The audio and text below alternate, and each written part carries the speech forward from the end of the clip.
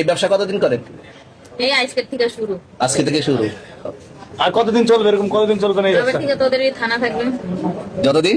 এই থানা থাকবে, আমাদের মতন মানুষ থাকবে। ততদিন ব্যবসা চলবে। আপনারা চালাচ্ছেন বিদায় তো চলবে। আপনারা আচ্ছা, শুনতে ঠিক। পারলেন যে এই মেয়েটি কি কথা বললো, এবং এই মেয়েটির কথাগুলি বর্তমানে সোশ্যাল মিডিয়ায় খুবই ভাইরাল। তবে আমি এই মেয়েটির পক্ষ নিয়ে কোনো কথা বলছি না। আর এই মেয়েটি আসলেও কোনো ভালো ঘরের মেয়ে না, আমার জানা মতো কোনো ভালো ঘরের মেয়ে না। তবে এই মেয়েটি যে কথাগুলি বলেছে ভাই, কথাগুলি শোনার মতো এবং কথাগুলি বাস্তব কথা বলে গেছে।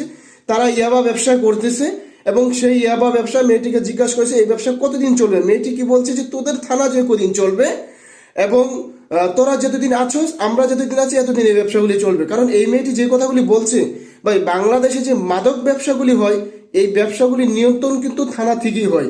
থানা থেকে প্রত্যেকটি ব্যবসা থেকে থানা থেকে ভাগ পায়, সেই ভাগের উপরে ডিপেন্ড করে কিন্তু এই ব্যবসাগুলি চলে। তবে এই মেয়েটিকে যে সত্যি কথা বলেছে, সত্যি কথা বলার জন্য আসলে মেয়েটিকে স্যালুট জানাতে হয়।